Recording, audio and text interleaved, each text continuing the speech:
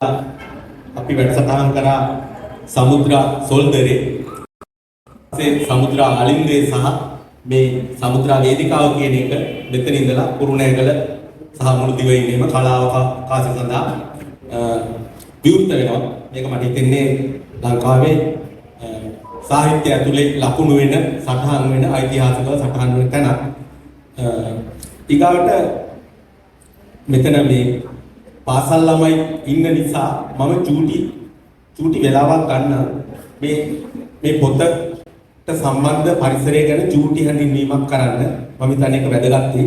අපි රුසියාව කිව්වම අපි රුසියන් සාහිත්‍ය විශාල වශයෙන් කියවලා තියෙනවා. ගුරු ගීතේ කිව්වම හැමෝම දන්න නම. අම්මා කිව්වම හැමෝම දන්නවා. ඒ කාලේ ප්‍රශ්න විචාර කරසටහන් වලත් අහනවා අම්මා රචනා කරේ කවුද කියලා. ඒ තරමට රුසියාව අපිට සමීපයි. හැබැයි චීනය කියන යෝධයා ආසියාවේ අපිට දුරස්තව තමයි තිබුණේ. අපි චීනය ගැන ගන්නේ මම නම් ගන්නේ බෲස් ලීගේ ෆිල්ම් බලලා. ඔබයි මොහොමල් ඇති එන්ටර් ද ඩ්‍රැගන් මේ බෲස් ලී චීනේ තමයි මම හිතන්නේ අතුලේ ඇමරිකාවේ සැන් ෆ්‍රැන්සිස්කෝ නාට්‍ය හොංකොං වල තමයි ජීවත් වුනේ. ඉතින් එයා අපිට චීනේ එන්නේ සටන් කලාවක් කියන රටක් විදියට. ෆයිට් කරන්න. අපේ යෝනියේ මුස්ලිම් අවසාන කාලේ මේ අරමේනියන් මැරෙන්නේ ගීතේ සමුගන්නේ අපිට සෑහලුණක් තිබුණා මේ කරාටේ කරන්නේ. ඒ චීනයේ ශාවලින් ටෙම්පල් ඊට පස්සේ අපිට දැන් මේ සුමන විද්‍යාරණ කතා කරන මාවෝ අපිට පොඩ්ඩක් දුරස් මට හිතෙන්නේ. මාවෝ දුරස් අපිට ලෙනින් මාර්ක්ස් ඒංගල්ස් වැඩිය මාවෝ ටිකක් දුරස්. ඉස්සෙල්ලාම මේ මාවෝ කියන්නේ කවුද කියන එක කතා කරොත් එහෙම චීනේ ලඩරගේ පළවෙනි නායකයා විදියට විප්ලවයේ පස්සේ බලයටපත් වෙන්නේ මාවෝ. ඔහුගේ දේශපාලන ක්‍රියාකාරකම් ගත්තොත් එකක් තමයි කියනවා ලොං මාර්ච්. ලොං මාර්ච් ලක්ෂ ගානක් ගිහින් අන්තිමට දාස් ගානක් ඉතුරු වෙන ඉතිහාස යෝධ කටකිරීමක් කරපු ඓතිහාසික සිදුවීමක්. මාවෝ මේ මාර්ච් එකේ ගමන ඇතුලේ දාස් ගානක් සටහන් ගමන් කරන ඊයේ ප්‍රජාතන්ත්‍රවාදී සමානතාවය කියලා ගමන් කරන මේ මාර්ච් එක ඇතුලේ මාවෝ අඳුර ගන්නවා නායකයා විදියට ඒ තුලින් මාවෝ වෙනවා. හැබැයි හැම දේශපාලන ශිල්පී වාගේම මාවෝගේ අසාර්ථක පක්ෂයක් තියෙනවා. ඊට පස්සේ බලන්නේ චීනේ මුස්ලිම්කාරකව ආර්ථිකව යෝධ බීමක් පැනලා දියුණු කරන්නේ. ඒ සඳහා යා ගේනවා ග්‍රේට් ජයන්ට් ලීග් වගේ නමක් තියෙන්නේ. කියන්නේ ඉදිරි යෝධ ඉදිරි බීම. හැබැයි මේක කෙරවල වෙන්නේ ඉදිරි බීම. මේක කෙරවල වෙන්නේ කේදවාචකේ. ඒකට නිලධාරීවාදයේ වගේ බොහෝ සාධක ක්‍රියාත්මක වෙන්නේ නැති මේක කෙරවල වෙන්නේ ලක්ෂ ගණනක මරණය. ඉතින් ඕගොල්ලන් පුළුවන් මේ වගේ කියවන්න ඕගොල්ලන්ට හදාගන්න. ඒ සඳහා යතුරක් විදියට මේ පොත මට හිතේ ඔබට පාවිච්චි කරන්න පුළුවන්. මම මුලින්ම අහන්න කැමති මේ ගීතිකා බොහොම උදාමෙන් කිව්වා මේ කාන්තාව ලියන එක ගැන. ලංකාවේ කාන්තාව ලියුවට මේ දේශපාලන මාතෘකාවකට මගේ ඔළුවේ නම් තියෙන්නේ කාන්තාවක් කියන පියසීලිගේ කුණසිංහ කෙනව විතරයි ඔළුවට එන්නේ. මේ මහාචාර්ය මේ ගම්ල කාලේ හිටපු. හැබැයි ඇකඩමික් කාර්යය. ඇකඩමික් කාර්යය. දැන් සුමනවිස්තත් තමයි අපි වාගේ. සාමාන්‍ය ජනතාව අතර. හැබැයි දේශපාලන ක්‍රියාකාරීත්වය අපි අඳුරගෙන තියෙනවා ගොඩක් ඉන්දියාවේ.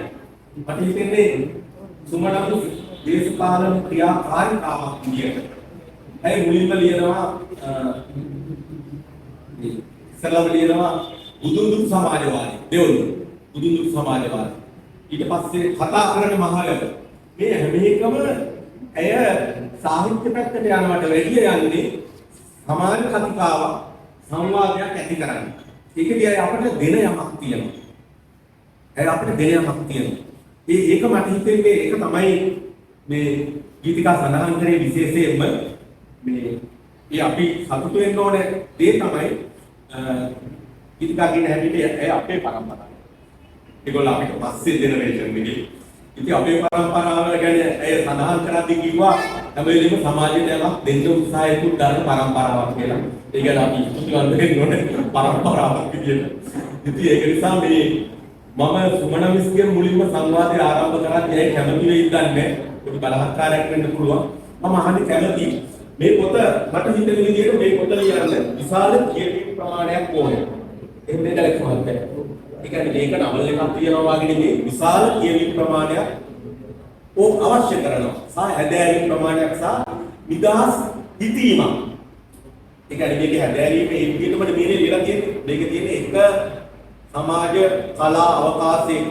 ඒ කියන්නේ 1930 40 50 70 විතර වෙනකම් ඒ වෙනස් සමාජ සංදර්භයක. ඒකේ අවකාශය ගත්තම ලංකාව නෙමෙයි. අපිට අතිශයින්ම වෙනස් චීනය. ඒක යෝධ සංස්කෘතියක්. අපි දන්නේ නැති යෝධ සංස්කෘතියක්. ඒ කලා අවකාශයේ හැදෑරීමක් කරලා ඒක මේ ලංකාවේ මේ තියෙන වර්තමාන කලා අවකාශයට ගැළපීමක් කරන්න විශාල ශ්‍රමයක් ඕනේ. ඉතින් ඒ අතරේ අපි දකිනවා ලෝකේ වටේ යනවා බොහොම ක්‍රියාකාරී කාන්තාවක්. කොහොමද වෙලාව හොයාගත්තේ? මොනවද කරපු කියවීම වාගේ ප්‍රශ්න වලට කෙටි උත්තරයක් බලාපොරොත්තු වෙනවා. මම මයික් එක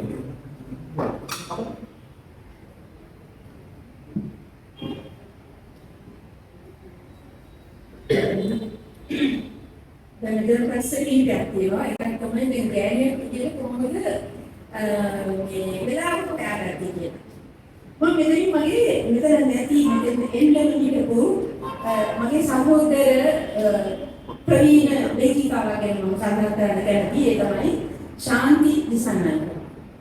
ශාන්ති දිසානායක ලියන්න වෙලාව හොයාගන්නේ කොහොමද කියන එක පුදුමාකාර ප්‍රශ්නයක්. මොකද මට හිතෙනවා ශාන්තිට තියෙන ප්‍රශ්න කරදර දුක් හම්කටොළු සහ එයාගේ ජීවිත බලාගෙන යන හැටි.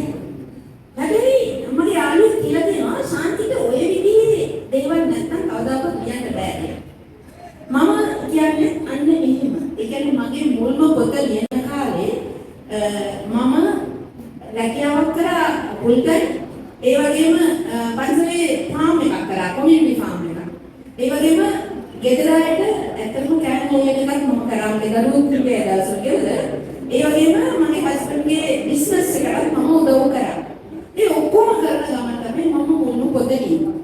එතකොට මට හිතෙනවා මේ අර මේ වැඩ කිරීම තුලින් ඩෝපමින් එනවා කියලා මිනිස්සුන්ට ගෑනුන්ට මම හිතනවා විශ්‍රාම යනවා කියලා අපි කරන්නේ නිකන් උන්ද යනවා නම් ඇත්තටම ඉක්මනටම මේ අපිට මේ සංසාරයෙන් සමුගන්නවා. සංසාරයෙන් නෙමෙයි විදිහට. ඉතින් මට හිතෙන්නේ කාන්තාවක් විදිහට අපි වෙලාව නෑ කියනවට වැඩිය මම කරන්නේ කොහොම හරි වෙලාවක් හොයාගන්නවා අනිත් වැඩත් එක්කම ලියන්න සහ කියවන්න. ඉතින් අනිත් ප්‍රශ්න තමයි දැන් කාන්තාවක් විදිහට මගේ තියෙන ඇත්තටම ඔය පිරිමි කාන්තාව කියන දෙදීම ගැන අපි කතා කරන්න ගියොත් හැම ගැහණියක් ඇතුළෙම මිනිහෙක් ඉන්නවා. හැම මිනිහක් ඇතුළෙම ගැහණියක් ඉන්න පුළුවන්. ඒ කියන්නේ ගැහණු පිරිමි කියන ඒවා වර්ණාවලියක්. එතකොට මේ මම දන්නේ ඒක විතර කතා කරන්න දෙන්නේ. කතාවක් කියන නිසා මම කියන්නේ මොකක් අපිට මේ මගේ තියෙන්නේ මේ මම කැමති විශේෂයෙන් පිරිමි අය කතා කරන දේවල් කතා කරන්න, දේශපාලනය කතා කරන්න මොකක් අය කැමති දේශපාලනය කතා කරන්න අපේ කාන්තාව. ඒක ඒගොල්ලන්ට බෝරින් කතාවක්. දේශපාලනය වැඩක් නැහැ. හැබැයි දේශපාලනය කියලා කියන්නේ මොකක්ද කියලා අවබෝධ කරගත්තාම මට හිතෙනවා ඒකට තියෙන ආසාව වැඩි වෙනවා කියලා. ඉතින් කැනඩාවට ගියාට පස්සේ මට ලොකු අවකාශයක් ලැබුණා කියවන්න සහ සවන් දෙන්න. විශේෂයෙන් ගුවන්විදුලිය සම්බන්ධ වෙන මොකද කැනඩාවේ ගුවන්විදුලි CBC කියලා channel එකක් තියෙනවා. ඉතාමත්ම හොඳ මේ සවන් දීමක් මට තියෙනවා. ඒ වගේම මේ කියවීම කියන එක. එතකොට දැන් විශේෂයෙන් මම කියවනවා හැමෝම විශේෂයෙන් දැන් ගීත කාලා දන්නවා. ඒගොල්ලෝ කියනවා විදර්ශන කණ්ණම් කරගෙන හැම ඔච්චර මට එහෙම එකක් තියෙනවා. මම හරි ආසයි ඔය සාකච්ඡාවල ලියන ඒවා කියන ඒවා. ඒ වගේම තමයි දැන් සීලට ගියාට පස්සේ මම පොත් අරගෙන ගියා මෙහෙන් කියවන්න කියලා. මොකද විවිධ කියව යන ගමනක් කියලා හිතන්නේ. හැබැයි ඒ පොත් එහෙමම මම සූට්කේස් එක ඇතුලේ දාලා හංගලා තිබ්බා. මට එහි ගියාට පස්සේ ඒ ඔක්කොම අමතක කරලා මට තිබුණා චීනේ කියලා. යන තැන පිළිබඳ තොරතුරු මගේ යාළුවා මට ගොඩක් උදව් කරා. ඒවා හොයලා දෙන්න. මොකද යා චීන දන්න මේ ගැරන්ටි එකේ. ඉතින් චීනේ ගැන ලොකු කියවීමක් මම ලබා ගත්තා. විශේෂයෙන් හැම අපි නරඹපු හැම තැනක් ගැනම චීනේ නැති තොරතුරු අපි VPN දාගෙන කියනවා. චීනේ ඇතුලේ නැහැ. හැබැයි පිට තියෙනවා. මෙයා කිව්වා වගේ ඇත්තටම චීනේ පිට විදිහකට හිතන සමහර දේවල්. විශේෂයෙන් සෙන් බුදුදහම ගැන මම ගොඩාක් කියනවා. හැබැයි ඒක ඔක්කොම ඇමරිකන් වෙබ්සයිට් වල. ඒකවල ඒ වගේම තමයි ඔය Great Leap Forward එතකොට Cultural Revolution ඒ ඔක්කොම කියවන ගමන් තමයි මට මේක හොන්නේ. එතකොට මාවගේ වැරදි වෙනුවට මට මාව කොච්චර වැරදි කරත් අද චීනය කියන්නේ ඇත්තටම බඩගින්නේ මැරෙන මිනිස්සු නැති එකම රට වෙන්න පුළුවන් ලෝකෙ. ඒ කියන්නේ ඒ තරම් ඒ ජනතාව පෝෂණය කරන්න ඒගොල්ලන් පොදු වෙලා තියෙනවා. ඉතින් ඒකේ ගෞරවය යන්න ඕනේ කෙනෙක් මාව කිව්වා අපි ඒ කියන්නේ ඒක මම පුංචි කාලේ ඉඳන් ගන්න එක. මිනිස්සු ඉපදෙන්නේ කටක් විතරක් කරගෙන නෙමෙයි අතපයකුත් අරගෙන. ඕක තමයි මම මාව ගැන දැනගෙන ඉන්නේ ඉස්කෝලේ යනවා. ඒකෙන් මට මාව ගැන ඇතිවෙච්ච ආදරේ මගේ අරගොත් නෑ. හැබැයි මම මාව ගැන දැනගත්තේ චීනෙට ගියා පස්සේ. ඒක ඉතින් මම දන්නේ ඇති මම දන්නේ ඔයා අහපු ප්‍රශ්නෙට කරන්නේ. බොහෝ ස්තුතියි මේ හිතන්නේ හොඳ උත්තරයක් දුන්නා. අසවත් උත්තරයක්. මේ මාව ගැන කතා කරද්දී මම ඊගාවට මාව ගැන කියන්නේ ඉස්සරලා මට මේ නිමල් විරත් මහත්තයා පිළිතුරු මේ ඊපෙරේදා සාහිත්‍ය තෑගි දීම පිළිබඳ පරිවර්තන කෘතියකට තෑගි දීම පිළිබඳ කතාවක් ඇති වුණා. ඒකට පියල්කාරී වසම් මහත්තයා උත්තරයක් කියලා තිබුණා. ඒ උත්තරේ එක කැලක තියෙනවා ලෙනින්ගෙන් අහනවා ළමයි වෙනුවෙන් මුද්‍රණය කරන්න ඕන මොන පොත්ද කියලා. නුනාදාස් කියන්නේ. ඒකට ලෙනින්ගෙන් උත්තරේ තමයි අපි පුස්කින් කියවන්න දෙමු ළමයින්ට. එයා විප්ලවයට පසුව පිළිවුණු සාහිත්‍ය අර පොඩක් ප්‍රඥානවාදී කියන සාහිත්‍ය නියෝජනය කරපු මේ ගෝකිවත් නැත්නම් මිහායිල් චොලොව් ඔබ දන්නවා. පෙරළුණේ පස්සේම අපි තාම අසතරන ප්‍රසිද්ධ සාහිත්‍ය පුද්ගලයෙකුගේ කවුරුත් නෙමෙයි. එයා හඳුන්වන්නේ මේ අපි මේ පුස්තිමතියෝ කියන. එතකොට තොලස්තෝයි ගැන කියනවා එක අවස්ථාවක මේ ලෙනින් විප්ලවයේ කැඩපත ගෝකිනේ තොලස්තෝයි. ඇත්තටම තොලස්තෝයි ප්‍රභූ පන්තිය ගැන තමයි ලේඛන කරන්නේ. ගෝකි වාගේ පහළ පන්ති ගැන නෙමෙයි යා ලියුවේ. අයිමාතු ගොඩක් ලියු පහළ පන්තියේ අය ගැන. ඇයි එහෙම ලෙනින් කිව්වේ? ඊගාවට මාක්ස් විශේෂයෙන් සඳහන් කරනවා කලාව ගැන කියන්නේ ග්‍රීක සාහිත්‍ය ගැන. එයා කියන්නේ මේ සාහිත්‍ය කියන්නේ අපිට මේ ශිෂ්ටාචාරය තුලින් ලැබෙන දායාද. ඒවා ධනපති පන්තියටවත් ප්‍රභූ පන්තියටවත් කාටවත් අයිති නැහැ. ඒවා අපේ දායාද. ඒ කියන්නේ විප්ලවය වෙන අවස්ථාවේ ලෝකෙට විප්ලවයක් අවශ්‍ය වෙන්නේ නැහැ. මිනිස්සුන්ගේ වැදගත් වීමෙන් තමයි පොඩි බලහත්කාරයෙකුත් එක්ක තමයි විප්ලවය කරේ. ඒකේ සත්‍යාවම ගොඩාක් තියෙනවා. අපි කොහේ අය විදියට හඳුනා ගන්න අය අපි තන්නේ දීර්ඝ විරුද්ධ වෙන්නදී මේ වාමාසික කතිකාවේ තමයි අපි කැමති. මට එතන මෙතන කුමාර මහත්තයා සුමන අමිස් අපේ මේ රත්නායක මහත්තයා මේ ඔක්කොම මොකක් හරි වගේ දේශපාලනයකට සම්බන්ධයක් තියෙන අය. ඉතින් මේ ඒක නිසා අර වගේ දේශපාලනයකට එන ලොකු චෝදනාවක් තියෙනවා. මම මේකේ ඇලිස් මහත්තයාගෙන් තමයි මේ ප්‍රශ්නේ පොඩ්ඩක් අහන්න කැමති. ඔබෙත් මම බලාපොරොත්තු වෙනවා මේකට උත්තරයක්. මේකේ මේ මාවෝගේ මේ කියවීම ඇතුලේ තියෙනවා සාරාංශ කරොත් එහෙම ඒකේ මගේ අගටීම් තියෙනවා. මම දන්නවා අපි ඒක දේශපාලනිකයි අහිංසක වැඩක් නෙමෙයි. ඒක සාරාංශ කරන එක. මම ඒක සාරාංශ කරද්දී මට ප්‍රධාන කාරණා තුනක් හම්බ වෙනවා. එකක් තමයි මාවෝ කියනවා කලාව විප්ලවයේ අරමුණු වෙන්නේ තියෙන මොන වාක්‍යයක්ද? තව එකක් තමයි විප්ලවයේ මේ කලාව කියන එක සාහිත්‍ය විතරක් නෙමෙයි කලාව කියන එක සාමාන්‍ය මිනිස්සුන්ගේ ජීවිතය රිෆ්ලෙක්ට් කරන්න ඕනේ. කියන්නේ පරාවර්තනය කරන්න ඕනේ. ඒ සාමාන්‍ය මිනිස්සු කියලා එතන එහා හඳුන්වන්නේ කම්කරුවන් සහ ගොවීන්. ගොවීන් කියන්නේ peasant කියන එක. farmers නෙමෙයි ගම් කිමියාවක් නෙමෙයි. ඒ කියන්නේ නුඹත් සහ කියන එකමයි කියන්නේ peasant කියන වචනේ තියෙන්නේ. ඊගාවට එහා තව එකක් කියනවා කලාව මේ එලි කියන ප්‍රභූ පන්තියට නෙමෙයි සේවය කරන්න ඕන කියන එක. ඉතින් ඇත්තටම මට හිතෙන්නේ මාව කිව්වට ලෙනින් එහෙම අදහස් නොකරන බව පෙන්වන්න තමයි මම අර උදාගෙන ඉන්නේ කරේ. ඒ තමයි අපේ වගේ උරුමය. ඒ කියන්නේ මුස්කින්ට සහ මේ මුස්කින්ට සහ මේ ටොල්ස්ටෝයි තමයි එයා කියන්නේ මිනිසුන්ගේ ජීවිතේ නිරූපණය වෙන තැන. පරාවර්තනය වෙන තැන. අදාරන්න ඕන තැන. ඊගාවට මාක්ස් ගැන සඳහන් කරපු මේ රීකල් නාට්‍ය ගැන සහ ආර්ට් කියන්නේ ශිෂ්ටාචාරයේ උරුමයක් නේ. හැබැයි මාවෝ සුමනවිස් මේ පොතේ සඳහන් කරලා තියෙන දේවල් සුමනවිස් උත්සාහ කරනවා පැහැදිලි කරගන්න වෙන අර්ථකථන දීලා. එයා වෙනම අර්ථ දක්වනවා කලාව කාර්ය කියන එක. මේ ප්‍රේක්ෂාව කියන එක. මේ එයා ඒක තමයි මට හිතෙන්නේ සුමන මේ පොතේ කරන එක මැජික් එකක් නෙමෙයි මම හිතන්නේ විශ්ලේෂණයක්. මම හිතන්නේ ඒක තමයි මේ පොත ඉතාම වැදගත් පොතක් වෙන්නේ. අපි දන්නවා ওই දර්ශනය දේශපාලනවාදී විෂයන් සුමන කිව්ව විදිහට ග්‍රීනිෂ් අයිටි කියලා. ඉතින් එයා අපිට අභියෝග කරලා කියනවා බලන්නේ විකාරක වෙලාවට සාලේ ඉන්නවා. ඉන්න බව මේක පොතක් කියලා දෙනවා. හරි. මම මේ ගැන ඇලිස් මහත්තයාගෙන් අහන්න කැමතියි. මේ සුමනගේ විග්‍රහය ඇතුලේ සමාන්තරව බුදුදහමත් අරගෙන එනවා. කොහොමද මේ දෙක ගෙතෙන්නේ කියලා. ඒ කියන්නේ අර සම්භාව්‍ය මාර්ක්ස්වාදී ප්‍රතික්ෂේප කරමින් මේ සීමා මායිම් කියනවා කියන එක. ඒ කියන්නේ ටොක්ස්කි නැත්නම් ලෙනින් නැත්නම් මාර්ක්ස්වාදී කෙනෙක් උත්තරන මේ තරම තොරතුරයක් තමයි කියන්නේ අර සීමා සහිතකමයි දැන් ගොඩක් වෙලාවට. බුදුදහම මේකට ගෙනලා තියෙන ඩෝස් එක මාත්‍රාව ගැන පොඩි දෙයක්.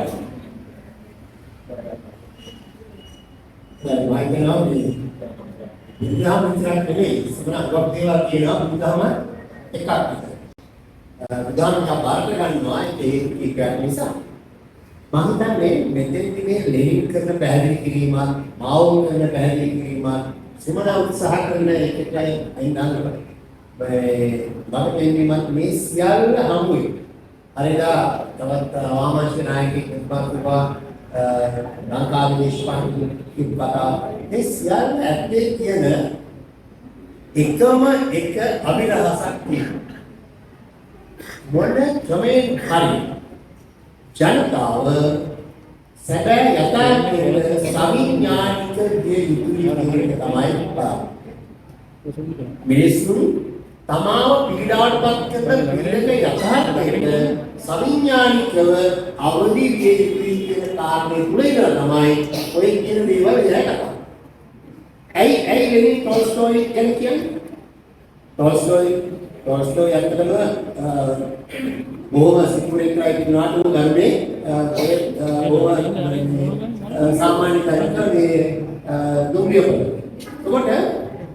ඒකට ඔහු සමාජයේ තේරුම් අරගෙන ඔහුගේ පරිවර්තනීය පීඩකත්වයේ තේරුම් අරගෙන ඔහු ජීවිතේ පරිවර්තනය කරගෙන ඔහුගේ ඉලක්කයෙන් මේ සමාජවාදී සමාජයක් නෙවෙයි ඔහුගේ ඉලක්කය ආගම්වාදී යම් කිසි විදිහක සාංශනික සමාජයක් නෙවෙයි ඔහුගේ අනාගතය ගත්තාම යා පවුල් දෙකක් දෙපැත්තෙන් පැහැදිලි කරනවා ඒ පවුල් දෙකේ කුප්පිදායක පවුල් තමයි අර සාමාන්‍ය බොහොම දැහැමි පවුල කියන්නේ ඔව් ඒකට එතන නම් ලෙනින් ඇයි ටෝල්ස්ටෝයි වගේ සමාජවාදී කතන්දරයක්වත් නොදකපු කෙනෙක් ගැන කතා කරන්නේ ඔහු විසින් අවංකවම සමාජයේ තියෙන පීඩක යථාර්ථය හිතනවා. මෙන්න මේකට සවිඥානික නොවන ජනතාවක් රටක ජීවත් වෙනවා නම් ඒ රටේ 6න් 5ක බලයක ඒ ජනතාවට වැඩක්. මොකද හේතුව මම මේකයි මට ලොකු චකිතයක් තියෙනවා මගේ හිත තුළ. අද බොහෝ දෙනෙක් හිතාගෙන ඉන්නවා අපේ රටේ කිසියම් ශාල පරිවර්තනයක් සිද්ධ වුණාය. මේ ප්‍රජාතන්ත්‍රවාදී ලෙස මිනිස්සු මේ විදිහට හයෙන් පහක් බලයක් ලබා දෙන තුනෙන් දෙක බලයක් ලබා දෙන මොකක් හරි එක ලබා දැන් මිනිස්සු සියලු දෙනා ඒ තැන ඉන්නවා කියන සමහරවිට මේක පැහැදිලි කරන්නේ කයි භයානක ස්ථානයක්.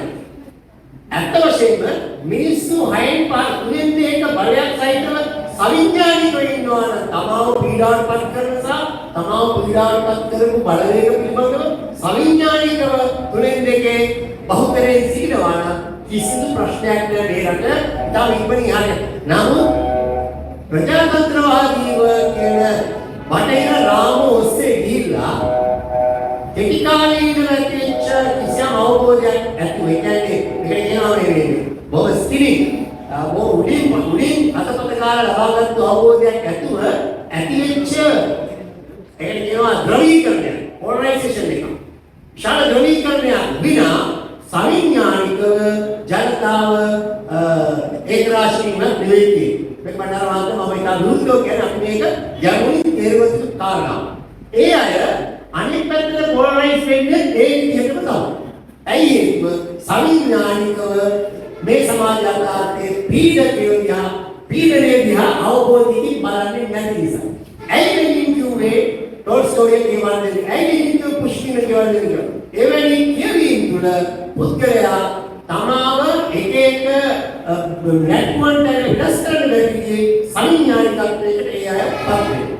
ඒ සවිඥානික පුද්ගලයන් ශාල ප්‍රමාණයක් සමාජයේ ජීවත් වෙනවා නම් අන්නේ සමාජය කවදාවත් ගවට්ටන්න බෑ මේ ගමන ගෙනියන්න බෑ. මේ රැවටිලාව නෙවෙයි මේ පීඩනයේ යම් කිසි අපහසුතාවයක් කරගෙන කරුණා. නමුත් ඒ හැබැයි ආවේ කිසියම් විදිහක සවිඥානිකත්වයකින් නෙවෙයි. නම් 10ක් සවිඥානික වෙන්නේ. ඉතින් සියම් දෙනාවේ කිසියම් විදිහකට පල් වෙලා යහට ආවා. හැබැයි මේ අය සවිඥානිකව සමාජයේ දිහා බලන තත්වයකට මේ සමාජයේ අධ්‍යාපනික ඉගෙනුම් ක්‍රියාවලියකට ඒ වගේම සවිඥානික ක්‍රියාවලිය සාහිත්‍ය හරහා අධ්‍යාපනය හරහා ප්‍රශ්නකට ක්‍රියාවලියකට අනාගතයේ ඉදී අවුරුදු දෙක තුන නොවුවොත් අනිවාර්යෙන්ම මේ අසංවේදී බහුතරය නැවත ඉවල් වුණ රැවටිලා නැවතත් ගිහිල්ලා තවදරක කාර්යයට ඉඳ තියනවා. ලෙනින් කිව්වේ ඒක තමයි. ලෙනින් ටෝල්ස්ටෝයි ගැන කිව්වෙත් ඒක, පුෂ්කින් ගැන කිව්වෙත් ඒක, අපිට ලෙනින් කියන්නේ ඒකයි. අපිට ලෙනින් එකවතාවකට මෙහෙම යන්නේ. ලෙනින්ගේ මොස්කව් පීටර්ස්බර්ග් නගරයේ මොස්කව් වල පරිවර්තනය කිරීම සඳහා ලෙනින් කැඳවනවා ගුවන් නිර්මාණ ශිල්පී. කැඳවුවාම ලෙනින් මොකද කරන්නේ? ඒ ගුවන් නිර්මාණ ශිල්පියා අහනවා සාන්ත බැසිල් දේවස්ථානයේ මොකද කරන්නේ අපි? ඒ සාන්ත බැසිල් දේවස්ථානයේ කියන්නේ ශාල පිරිසගේ පිට ඇතුළත බව දේවස්ථානය. ඔව් රණි යන්ත්‍රණන්නේ ඔය බැසිල් දේවස්ථාන වගේ නේද තමයි දේවල් අධිරාජ්‍යවාදී දේවල් නාගරවාදී දේවල් ගොඩනැගෙන හේතුව කන්න විමසල්ලා කරනවා කියන්නේ. එතම දෙවිලා ජලයේ ගාන සාන්ත බැසිල් දේවස්ථානයේ මොහොත බලන්න කියනවා චොම්ස් මම කියන්නේ හරියට ග්‍රෑන්ඩ්මාස්ටර් තමයි ඉස්සනම කිව්වද ඕනේ දේවා ඒ තමන් දරාගත් ගෞරවනීය ස්වභාවයක් තිබුණා. හරි වෙනස් කලින්නේ ඒ නොවේ. වෙනස් කලින්නේ සාන්ත බැසිල් දේවස්ථානයේ කඩාවැටෙන දේ නොවේ. වෙනස් කලින්නේ ඒ සාන්ත බැසිල් දේවස්ථානයේ කෙරෙහි මිනිසුන්ගේ කුණානම් කිසියම් විදිහක අන්ධ භක්තිය අන්නේ අන්ධ භක්තිය වෙනස් කර මිනිසු සවිඥානික වීම කරන්නේ. මේකයි තත්ත්වය නිසා සවිඥානික ක්‍රියාවලිය තමයි දෙලින් කතා. තාම දේශපාලනික උත්තරයක් කරුවා මොමිස්තුමි. මේක තමයි දුක්කලේ අත්‍යකී පූර්ණ මේ ප්‍රතිසංස්කරණ නැත්නම් ප්‍රතිසංස්කරණ නෙමෙයි මේ සංස්කෘතික මිනිහ පිළිගිරීම ගැන අපේ සමාජයේ මේ අවස්ථාවේ විශාල කතිකාවක් යනවා. ඒ සඳහා අධ්‍යාපන ප්‍රතිසංස්කරණ ඇවිල්ලා තියෙනවා. දැන් මේ මාතෘකාව ආවම අපි දකිනවා සමාජ මාධ්‍ය හරහා මේවා පට්ට ගහලා අපි පොතෙන්ට හරි අපි මෙච්චර කාලයක් ගොඩනගාගෙන තියෙන මානවවාදී තැනක් පහළට දාලා තමයි නතර වෙන්නේ. මොකද මීට දශකයකට විතර ඉස්සරලා මේ සමාජයේ හැමෝම මිනිසුන්ගේ ලිංගික නැමියාවන් පිළිගන්න මට්ටමක ගෞරවනීය මනුස්සකම ප්‍රකට කරනවා. හැබැයි මේ අච්චාරුව මැද්දේ අන්තිමට ඒකට විශාල විරෝධයක් ඇවිල්ලා තමයි මේ සුමන මිස්කියපු ආර ස්පෙක්ට්‍රම් එක වර්ණාවලිය. ඒ කියන්නේ අපි 100% කිසිම දෙයක් දරාගෙන ඉන්නේ නැහැ. අපි හැම වෙලෙම මේ මැද්දේ තියෙන තැන් වල තමයි ඉන්නේ. ඒවා පිළිගන්න බැරි තරමට ඒවට අපහාසාත්මක අගෞරවනීය කතා කරන තැනටපත් වුණා. ඉතින් මම මෙතන ඉන්නවා මේ අධ්‍යාපනය ගැන ලිපි කීපයක්ම පළ කරපු මිහිර බණ්ඩාර මහත්මයා. මම දැක්කා පුවත්පත් කීපයකම ලියලා තිබුණා මේ පිළිබඳව. මේ සුමන මේ ගේන මාතෘකාවම තමයි. කොහොමද වෙනස් සහ කම්පණයේ තියෙන විදිය පිළි කරගන්නේ කියන්නේ. හැබැයි අපි ඉල්ලන්නේම තියෙන එකම අන්තිමට අපි රෝල් වෙලා අපිට මේ පහසු කුසීත මජ්ජක තැනම ඊළඟ තැනට ඇවිල්ලා තමයි ගොඩාක් කතිකා නතර වෙන්නේ. මම කැමතියි මිහිරගේ මේ ගැන යම් කිසියක් අහලා. අධ්‍යාපන පිට කතාකාරය. ඔතන වයින් මම කියලා දෙන්න මේක.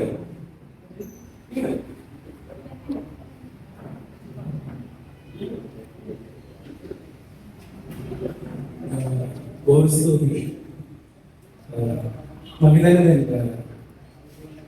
සුමනක්කා මේ පොත ලියන්නේ සුමන විජයරත්න මේ පොත ලියන්නේ මේ සංස්කෘතික ජීවිතය සම්බන්ධයෙන් යම්කිසි බැදියක් වීමක් අපි පුරවැසියෝ විදිහට කරන්න ඕන කියන අදහස.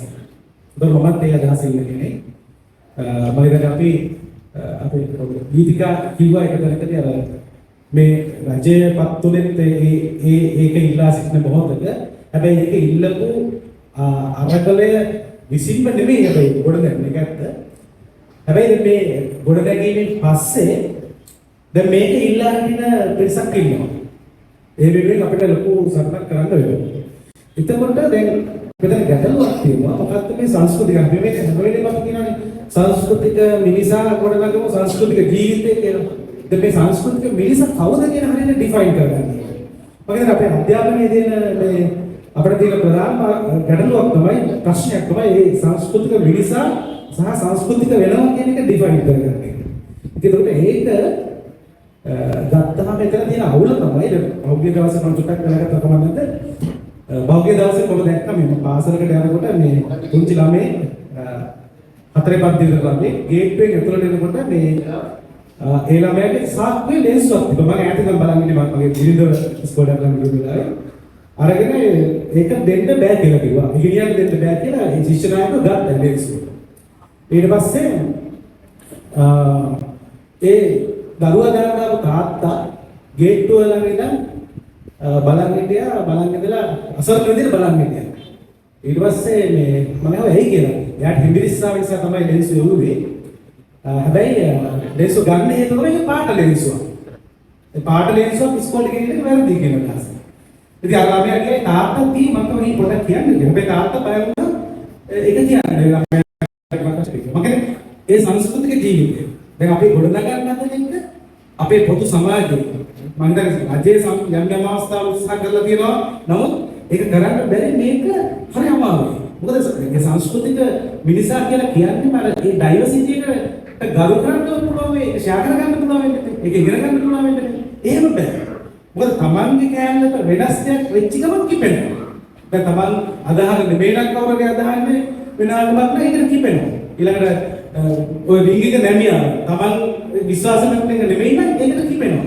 ඉතින් මෙන්න මේ ඩිෆයින් එක වුණ කියලා මම හිතනවා. ඒ කතාබහ පිළිබඳ රජයක් විදිහට මම හිතනවා. ඒගොල්ලෝ සංස්කෘතිය කියලා අල්ලගෙන තියෙන කෑම මම හිතන්නේ ඒකට අඩු දැනගෙන තියෙනවා කියලා මම විශ්වාස කරනවා. හේතුව ඒගොල්ලෝ සමස්තය වෙන්නේ. නමුත් අපි දකින නැත්නම් කාරණාවල උදාහරණයක් විදිහට ගොඩනැගලා පිටුව සංස්කෘතික ජීවිතයක් අපිට ගොඩනගන්න වාතාවරණයක් නැති එක. නමුත් එතනදී වෙන පරණ අපේ පැරණි සංස්කෘතිකාංග ඒවා අවශ්‍යයි. ඒවම නැවත උත්කර්ෂයෙන් නම් ඔගේ තමයි සංස්කෘතිය කියලා මම හිතන්නේ දැනට ගොඩක් දෙනෙක් හිතන්නේ. ඒ නිසා මම හිතනවා මේක අධ්‍යාපනිකව අපි තේරුම් ගන්න ඕනේ. මේ සංස්කෘතික වෙනස හරියට ඩිෆයින් කරගන්න එක තමයි පළවෙනිම වෙන්න ඕනේ. බොහොම ස්තුතියි මට අවස්ථාව දුන්නා. බොහොම ස්තුතියි මේ මිහිර බණ්ඩාර මහත්තයා. ඊගාවට මම ගීතිකාවකින් ප්‍රශ්න අහන්න හදද්දී ඒ කිව්වේ මේ නෑ මේ සංවාද මණ්ඩපයේ තියෙන්න ඕන මේ ප්‍රේක්ෂකාගාරය කියලා. දැන් මම ඊගා මේ නම් කියන එකේ පොඩි ලොකු ප්‍රශ්නයක් ඇති වෙනවා පොඩි නෙමෙයි. මේ මෙතන වාඩි වෙන්න ඉස්සලා කුමාර මහත්තයාමයි ඇහුවා චීනය අයගේ මේ නූල් සැදුනේ කොහොමද කියලා. ඒක හරිම රසවත් කතාවක්. මාවෝ සෙදෝම් සහෝදරයාගේ දේශපාලන යුගයේ අර මම කියපු අර Great Giant Leap කියන කුසීකර්මයේ සහ කර්මාන්ත තාම වේගයෙන් දියුණු කිරීමේ තාම වේගයෙන් දියුණු කිරීම කියන එක ඇතුලේ ඇති වුණා දෙයක්. ඉතින් මම ඒක නිසා කුමාර මහත්තයාගේ නම කියන්න කැමති සමාවෙන්න. තුට්ටක් කියලා.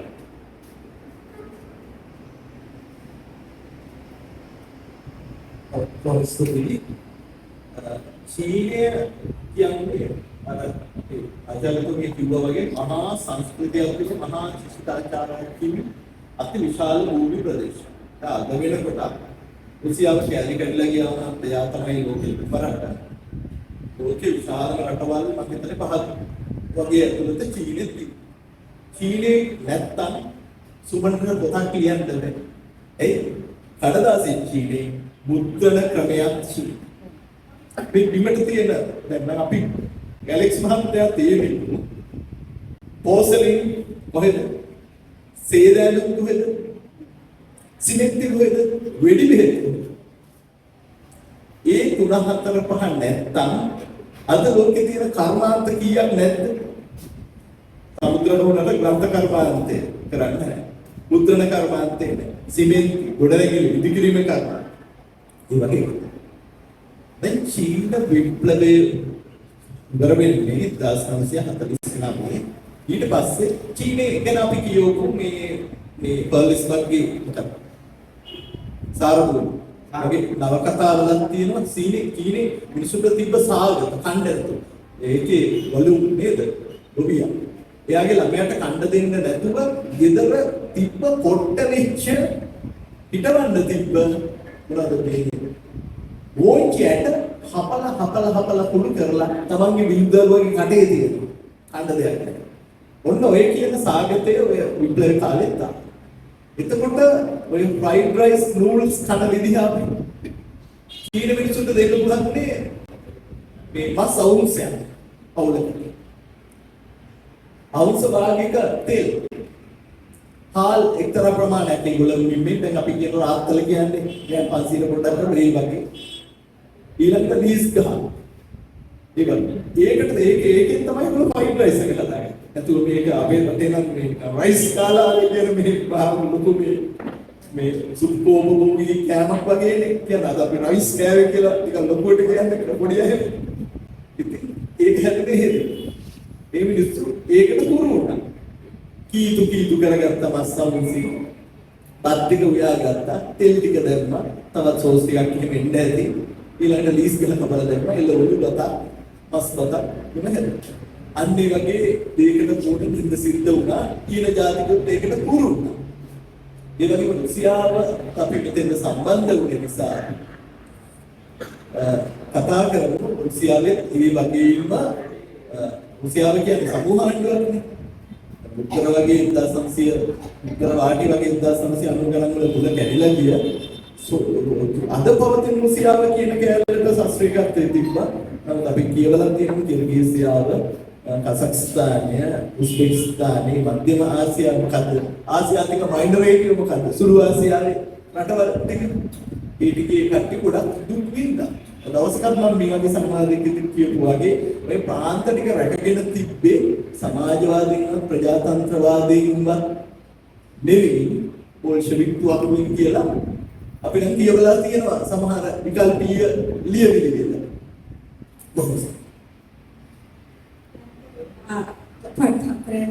ඒකට උත්තරයක් දෙන්න හරි.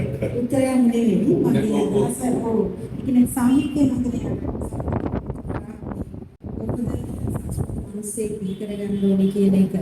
ඉතින් මේ විශේෂයෙන් දැන් ඔය මේ ශ්‍රී ලංකාවේ එකක් තමයි ලංකාවේ 150ක් මාර කලින් කියවාගේ ස්ත්‍රීන් ඉන්නවා. මම හිතන්නේ වැඩිපුරම ඉන්නේ ටීචර්ස්ලා. ඒගොල්ලෝ ඒකට ගහන මේ ස්ත්‍රීන් තමයි ටීචර්ස්ලා විදියට ඉන්නේ. ඉතින් ඒගොල්ලෝ මම හිතන්නේ හුඟා විශාල කාර්යභාරයක් තියෙනවා. ඒගොල්ලන්ට මේ සමාජයේ මේ මිනිස්සු ඉංග්‍රීසි සඳහන් ඉතිරිදරම පාසල විශාල කාර්යභාරයක් කළ යුතුයි. ඉතින් ඒගොල්ලෝ කියවන්න ඕනේ, ඒගොල්ලෝ හිතන්න ඕනේ. ඒ ස්ත්‍රීන්ට විශාල වැඩක් කොටසක් තියෙනවා.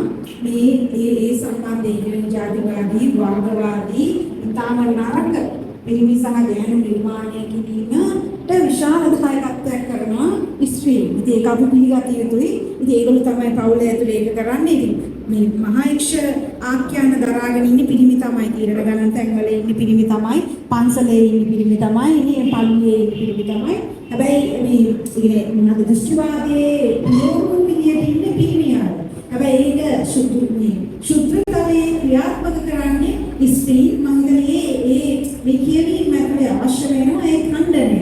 ඒ වගේ නොවන අපි පිළිගන්න දැන් ඉස්කෝලේක වුණා තාම මේ දැඩි විදියට විනය කියලා ඒගොල්ලෝ අරගස්සන්නේ මේ පොත කියවුවාද ඒ මනුස්සයා පරිපූර්ණ මිනිස්සෙක්ද ඉනේ අයිවා දාලා නැහැ හරි මිනිස්සයා කියලා කියන්නේ පොතට අඳින්නේ නැති දනරාගෙන හතරක් දෙයිරාගෙන වෙඩි කියන්න වඳින ඔය මොන අකාවක් වදින ඒවා තමයි උගන්වන්නේ.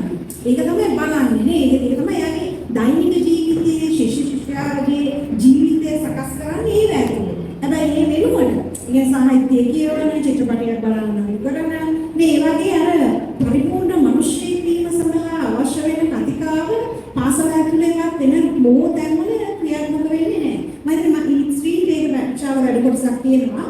අනිත් එක අපි අමතක නොකළ යුතුයි. මම හිතන්නේ මාව ඒක චීනය ගැන කතා කරනකොට දැන් ෆ්‍රාන්ස් රෙවොලූෂන් එකේ මේ කිවිමක් කතා කියනවා මේ තනියර සේන් එක පාටයක් ඉතින් අපිට මේ පාන් විතරක් නෙමෙයි අපිට රෝස මලුත් ඕනේ කියනවා.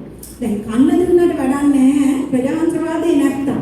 මේ ප්‍රජාතන්ත්‍රවාදේ හරි වැදගත්. ඒ කියන්නේ කොච්චර කන්නද මගේ යාළුවෝ ඇමරිකාවේ පහුගිය දවස් අවුරුදු 4 මගේ ආචාර්යවරුන්ගේ වෙනම කියනවා. ඉතින් මගේ හොඳම යාළුවෝ දෙන්නෙක් ඉන්නවා මේ චීනි කට්ටිය ඒගොල්ලෝ ගෙවල ඉගෙන ගන්න ශිෂ්‍යත්ව වලට නෙමෙයි ඒ තරම් සල්ලි තියෙනවා දැන්.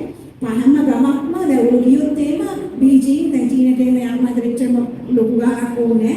සල්ලි ඔය තියෙන අන්සීන කට් කරලා සල්ලි එකක් විඳන් කරොත් ඔයගලට යන්න පුළුවන්.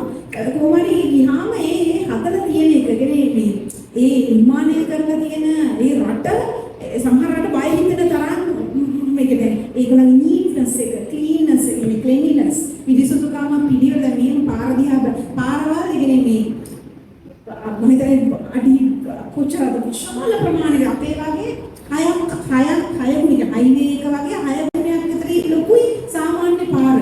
ඒක හිතා ගන්න බෑ මේ විශාලත්වය සයින් එක. ඒ මේ බය හිතනවා මේ මෙහෙම බැලුවාම ගස් ඉතවල තියෙන විදිය එකක් ඇද නැහැ. ඒවත් පාරයි විදියවල ඇතුළට බලද්දි ගස් ඒ තරම් බයයි. හැබැයි වීඩියෝ කැමරාස් තියෙන හැමතැනම ඔබ දන්නේ මේ විශාල මේ මර්ධනයක් ක්‍රියාත්මක වෙනවා. ඒ රට එහෙම තියාගන්න. ඉතින් පිළිගන්න ඕනේ මූලික කාරණේ ඒගොල්ලෝ සමත් වුණා විශාල ගෝත්‍රයන් පිරිසක් විශාල විවිධත්වයෙන් විශාල විවිධත්වයක් තිබිච්ච රටක් ඔය කඳු වලින් නැයිච්ච කිසිම අධ්‍යාපනයක් නැති ගෝත්‍රික සමාජයක් තමයි එයා ඒ බිලියන ගාණක් එකතු කරන්නේ. එක කුඩයක් යටතට එයා ගේන්න මේ සමත් වෙන අධ්‍යාපනය දෙනවා ඒගොල්ලන්ට. අද ලෝකෙ හොඳ අධ්‍යාපනයක් දෙනවා. මේ නේද සෞඛ්‍ය ඉතාලියේ සෞඛ්‍යයක් තියෙනවා. life expectancy කියලා කියන්නේ ජීවිතේ ආයු කාලය වැඩි වෙලා තියෙනවා කියලා සමහර අපි යහපත් කියලා හිතන සියලු දේවල් ඒ අර අත්පත් කරගෙන තියෙනවා. හැබැයි යුනියන් නේ ඒක නියම් ලෝඩ් දැන් හැමදාම මගේ යාළුවෝ කියන එකක් තමයි ගම්වලට දැන් නියුයෝර්ක් වලට වඩා ඒ නගර හයිවේ එකේ තියෙන හයිවේ එකේ පාරවල් වලට වඩා ඒ ගමේ තියෙන පාර හොඳයි කියලා. ඇත්තට මේ මම කියා එහෙම තමයි. ඈත ගම්වල පාරවල අපේ හයිවේ වලට වඩා හොඳයි. ගමට යන පාර, ඉවරට යන පාර. හැබැයි ලයිබ්‍රරිස් දැක්කම පිස්සු හැදෙනගෙන ඒක විශාලයි පිළිවෙලයි ලස්සනයි. හැබැයි පොත් තියෙන මොනවද තියෙන පොත් මේක ඒක රජයේ නියම කරලා තියෙනවා. ඉතින් මම හිතන්නේ නෑ මිනිස්සු ඉතින් තෝරා ගැනීමක් ඉතින් ඒක බලහත්කාර තෝරා ගැනීමක් විදියට තියාගෙන ඉන්නවා. ඒ නිසා විශාල මර්ධනයක් ක්‍රියාත්මක වෙනවා. ඒ නිසා අපි ඒක ගැන කතා කළ යුතුයි නේ. ප්‍රජාතන්ත්‍රවාදයේ ඉතා වැදගත්. මේ ඉතින් මම හිතන්නේ අපේ ලංකාවේ තියෙන එක තමයි සෞදියේක මතක් කරනවා. නම් අර කියව කොටස කියනවා ප්‍රජාතන්ත්‍රවාදී අපි විප්ලවයකින් බලය ගත්තේ නෑ. ප්‍රජාතන්ත්‍රවාදී විප්ලවීය මොහොතක් නිර්මාණය කරලා තියෙනවා. ඇත්තට ලෝකෙ හැමෝම අපි ඉගෙන ගන්න ඕනේ.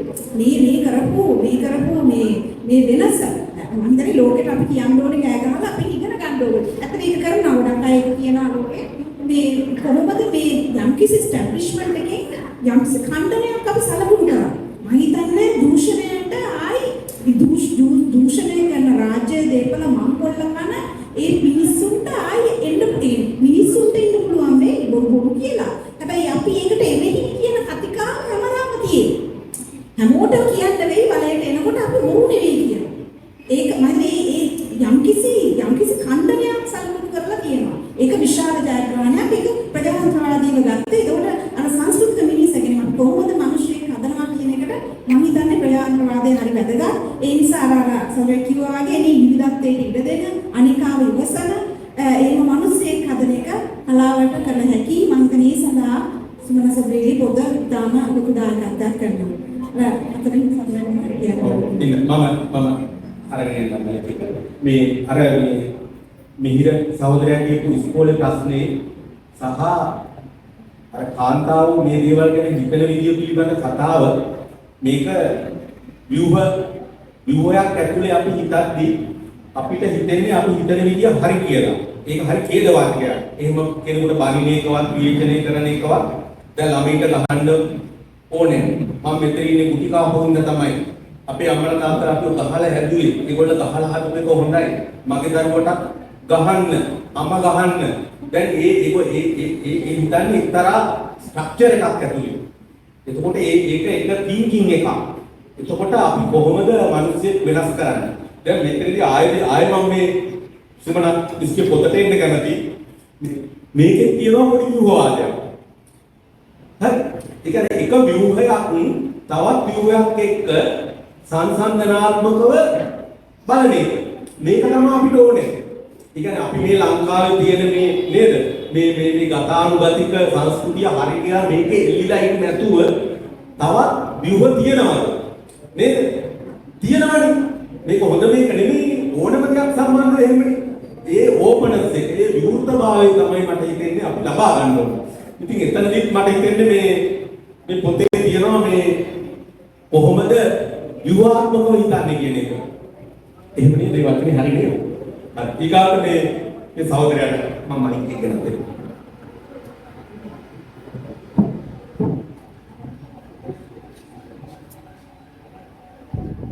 පොලිසියේ පොඩි අදහසක් ඉදිරිපත් කරන්න තියෙන්නේ මේ එහෙම. එකක් තමයි මේ පොත ගැන කිව්වොත් මේකේ මේ ඔබේ පරිවර්තන දෙකක් ආවා.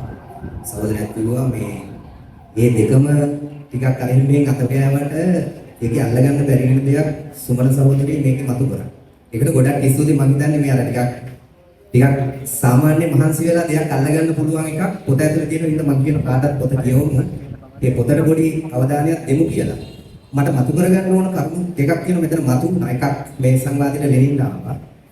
ඒකෙදි අතන මේ අපේ මහාචාර්යතුමාත් මතු කරා. ඒතර අර මම අහලා තියෙන එකක් තියෙන්නේ මේ ලෙනින් ඔය එක වෙලාවක ශිෂ්‍යයන් එක කරන පොඩි නිකන් chat එකක් දාගෙන ඉන්න වෙලාවක තමයි මේ ඔයගොල්ලෝගේ කවියා කවුද කියලා අහුවාම මේ මායාකවස්කි කියලා තමයි ඒගොල්ලෝ ගොඩක් කියන්නේ. ඊට පස්සේ තමයි මේ නෑ මායාකවස්කි තමයි ඒ වුණාට මේ පුස්කින් තමයි මම කියවන්නේ කියලා ලෙනින් ඔය සංවාදයේ ඇත්ත කතාව තියෙන දැන් මෙතන මම හිතනවා මේ අපේ මේ මහාචාර්යතුමාත් ගත්ත යම් ප්‍රමාණයකට දැන් මේ වර්තමාන දේශපාලන කතාවටත් මේක සම්බන්ධ කරගත්ත හින්දා එකක් තමයි කලාව, කලාකරුවා, කලාවේ නිදහස. ඔය කියන සාකච්ඡාව ටිකක් ලොකු එකක්. කලාවේ නිදහස. එතකොට ටිකක් අර නිකන් මට මතකෙට එනවා සෝවියට් විප්ලවය වෙලාවේ ෆ්‍රාන්සියේ මතුවෙච්ච කලාකරුවෝ ඒගොල්ලෝ ගෙනාම සටන් පාඨයක්. විප්ලවයේ සඳහා කලාව පූර්ණ නිදහස. නිකන් ඒ අදහසම කිව්වොත් මම ගත්ත මේ කලාවේ පූර්ණ නිදහස උදෙසා කලාව. කලාවේ පූර්ණ නිදහස උදෙසා විප්ලවය. එතකොට දැන් අපි දැන් මේ පසු කරපු යුගයේ මේ මොහොත මේ ටික ගත්තම අපිට මතකයි අපේ මේ කලා එකක් කලාකරුවා කලාව කරන අයට වාරණාව. කලාවේ බොහෝ අය එළියේ ඉන්න කලාකරුවෝ බොහෝ දෙනෙක් ඉන්නවා. එතකොට මේක සංස්කෘතික මිනිසා නිර්මාණය කිරීමේ එක ප්‍රවේශයක්. ඒ ප්‍රවේශයට මම අතු කරනවා මම පොඩක් ඇදලා දානවා මෙතනට. යරයි ඒ ප්‍රවේශයට දැන් අපේ ගීතිකා සහෝදරී මතු කරා වගේ යම් ප්‍රවේශයක් මෙතන මොකක්ද අරගලේ කතාවත් එක්ක යම් ආපු ප්‍රවේශය ඇතුලේ යටු කතාවක් තියෙනවනේ. මොකක් හරි පෙළඹුමක්. ඒ පෙළඹුමේ අරගලේ පෙළඹුමේ සංකේතය නැත්නම් ඒ පෙළඹුමේ මෙහෙයුම අධ්‍යාපන ප්‍රතිසංස්කරණ කරනකොට එන්නේ නැති ඇයි? ඒකට තියෙන මොකක් හරි විදියක අවකාශය ඒකට අදාළ තියෙන සංවාදය ඒ තරම් පටු වෙන්නේ. ඔන්නොතනින් මම කරන එකක් අපි අදලා ගන්න ඕනේ මේක මම හිතන්නේ මෙතනින් එහාට පොඩ්ඩක් තල්ලු කර ගන්න ඕන කෑල්ල. අනිත් එක තමයි දැන් මම ටිකක් මේ සභාවට මතු කරනවා දැන් අපිට මොනවා වුණත් දැන් මෙතනින් එනවා මේ සෝවියට් සාහිත්‍ය හැරිලා ආපහු මම නිකන් මගේ කියවීම තියෙන්නේ මවෝ සහ ආපහු මේ ස්ටාලින් වගේ මතවාද දෙක යම් ප්‍රමාණයක මගේ ඇනලයිස් එකේ යම් ළඟකමක් තියෙනවා. හැබැයි ස්ටාලින්ගේ මතවාදය හැටියට සෝවියට් සාහිත්‍යයක් ලොකු සාහිත්‍යයක් ආවා ඊට පස්සේ. අපි අහනවා දැන් අද වෙනකොට මගේ කියවීම අනුව මගේ දැනුම අනුව රුසියානු ලේඛකයෝ ගොඩක් ඉන්නේ පිටවහල්. මේ චීනයේ ලේඛකයෝ චීන භාෂාවෙන් කියන අය ඉන්නේ ගොඩක් පිටවහල්. නැත්නම් ඒක සැඟවිලා ලියන්නේ. ඒ වගේම චීන සාහිත්‍යය. එතකොට මේ අපි මෙතන මේකෙන් මෙතනින් මතු කරන්නේ මම කියන්නේ නැහැ සංවාදයේ මේ අපි දැන් අනුකරණය ගහන්න ඕන මව කෙනාම සාකච්ඡාව කියන එක නෑ. මේ සන්දර්භයට ඉතිහාසයට අදාළ කුමාර සහෝදරයත් එක්ක මතු කර ඒ සන්දර්භයේ මේ මොහොත චීනයේ සංස්කෘතික පදාසිය ඒ වගේ මේ මර්ධනය මේ මුහුණ දුන්නු තත්ත්වය ඇතුලේ ඒ සාකච්ඡාව හරි. හැබැයි ඒ සාකච්ඡාව අදට ගෙනෙද්දී අපි පරිස්සම් වෙන්න ඕන තැනක් තියෙනවා. නිශ්චිතවම අපි පරිස්සම් වෙන්න ඕන. අපි ඒකට අවධානය යොමු කරගනිද්දී සහ ඒක අපි ගනිද්දී මතු කරගන්න ඕන සහ ලොකු සංවාද සාකච්ඡා මණ්ඩපයක් හදවන්න. මම හිතනවා ඒක කරගන්න දැන් මේකේ අපි හිතන මොනවා හරි විදිහට මේකේ අලුත් පෙළඹුමක් ගන්න අලුත් පරම්පරාවක් අරගලේ එතනින් එහාට ආපු සාකච්ඡා මේක ඇතුලේ ඒ සාකච්ඡාව ටිකක් හදාගන්න මේ විද්වත් මණ්ඩලයේ සමාජය ඇතුලේ වෙන සංස්කෘතික කතිකාවකට යන්න ඕන ප්‍රවේශයක් අපි හදාගමු. ඒක මම හිතනවා ඒක තමයි මේවයි ලොකු පෙළඹුම වෙන්න ඕනේ. මගේ අර දෙක ටිකක් පොඩ්ඩක් සාකච්ඡාවට ගන්න පුළුවන් නම් හොඳයි කියන අදහස් තියෙනවා. ඉතින් බොහොම ස්තුතියි මේ අවුකන් තුනට වගේම මේ අදහසක් පළ කරන අවස්ථාව ලබන්න.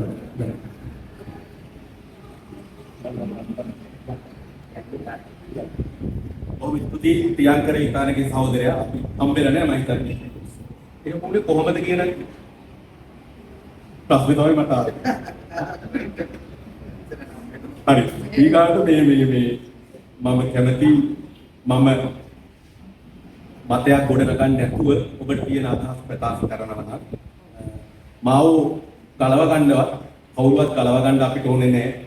වමේ කතිකාව වෙනුවෙන් අපි පෙනී හිටිනවායි කියන්නේ වමේ කතිකාව කියන්නේම මේ ඉන්න තැන වැඩිය නිදහස් දියුණු තැනක් කියන එක. නේද?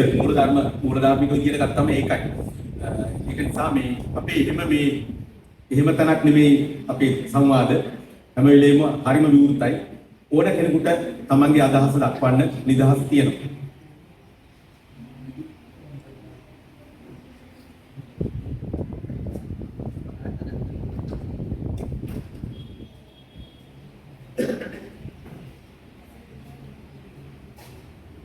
අවසරයි අපිට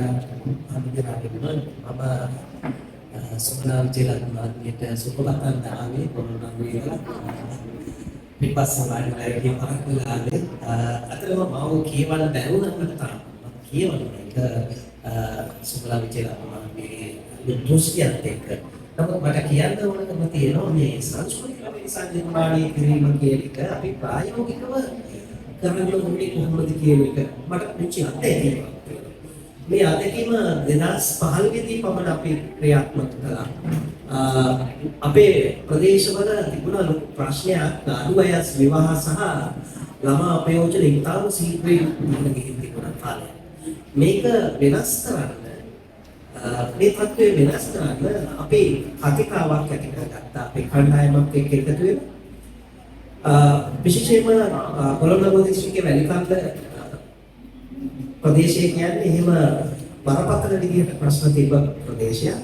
මම විවිධ අවස්ථාවලදී මාධ්‍ය මගේ මේ පිළිබඳව හිතනවා කරන්න තියෙන දීර්ඝ වශයෙන්. නමුත් අපි මේක වෙනස් කරන්න මොනවද කළේ? අදම අපි කණ්ඩායමක් එකතු වෙලා ගම්මාන තිබුණා 45. මේ ගම්මාන 45 ක්‍රියාත්මක කරන වැඩසටහන් පෙළක් හදාගත්තා. එක දවසේ ක්‍රියාත්මක කරා. මේක ක්‍රියාත්මක කළේ ඉතාම හොඳ මානව සම්බන්ධතා ගොඩනගා ගන්න පුළුවන් පිරිසක් එක්ක. විශේෂයෙන්ම කාන්තාව තමයි ගොඩනගන්නේ. අපි දෙමව්පියන් එක්ක කතා කළා, ගුරුවරුන් එක්ක කතා කළා, ළමයින් එක්ක කතා කළා. එක දවසේ එක මොහොතේ එහෙම සංස්කෘතික මිනිසුන් නිර්මාණය කරන්න බෑ මේ නගරවල හමු තියලා නැත්නම් අදහස් බෙදා හදාගෙන එහෙම නෙවෙයි. මම නම් හිතන්නේ ගම්වලට අපි යනවා. ගම් වලට ගිහිල්ලා මිනිසුන් එක්ක සුහදශීලීව කතා කරන්න ඕනේ. දැන් ලංකාවේ තිබුණු වාම ව්‍යාපාරයත් අතීතයේ එහෙමයි. ගමේ මිනිහා එක්ක මුණට මුණ සාකච්ඡාව සංවාදය තමයි ඊටම ඵලදායී වෙන්නේ. නමුත් ඒක දැන් අපේ ඈත් වෙලා ගිහිල්ලා මේකත් මාකටිං එකක් වුණ පරිවර්තනය වෙලා තියෙනවා. නමුත් වර්තමාන තත්ත්වයේ තුළ මෙය ආරම්භ කරන්න ඕනේ අපි විසින්ම. එහෙම නැත්නම් අධ්‍යාපනය බාරව ඉන්න පිරිස සහ කලාව බාරව ඉන්න මිනිස්සු ටික ගම් වලට යන්න ඕනේ. ගම් වලට ගිහිල්ලා මිනිස්සු එක්ක කතා කරන්න ඕනේ. හාට් කතා කරන්න ඕනේ. අදුත්තට කතා කරන්න ඕනේ. මේ කතා කරනකොට උන්ගේ චින්තනය ක්‍රමයෙන් මෝදු වෙන්න පටන් ගන්නවා. ක්‍රමයෙන් වෙනස් වෙන්න පටන් ගන්නවා. ඒක අපි අත්හදාගලා තියෙන කරලා තියෙනවා. ඒ නිසා තමයි මම කියන්නේ. ඒ නිසා සංස්කෘතික මිනිසා නිර්මාණය කිරීමට නම් මේ හැමෝම ගම් වලට යන්න ඕනේ. එහෙම නැත්නම් වැඩපොළ වලට වැඩ කරන මිනිස්සු එක තැන් වලට යන්න ඕනේ. හොයන්න යන්න ඕනේ. එහෙම කියොත් මම හිතන්නේ මානව චින්තනය නෙවෙයි අපිට ගන්නන්නේ උන් චින්තන ධාරාවක් ගොඩනගා ගන්න හැකියාව ලැබෙන්නේ. මම සුබපතනවා සුබනාම ජීරත්නමේට ඒ වගේම ඇයත් එහෙම සංස්කෘතික මිනිසා නිර්මාණය කරා විදිහට හරි ලංකාවට ඇවිත් ගම් දනවසසාරා ගිහිල්ලා ළමයි එක්ක කතා කරන මිනිසුන් එක්ක කතා කරන කෙනෙක් ඒක තව තවත් බෝ වෙන්න උනේ කියලා මම ප්‍රාර්ථනා කරනවා. සුබ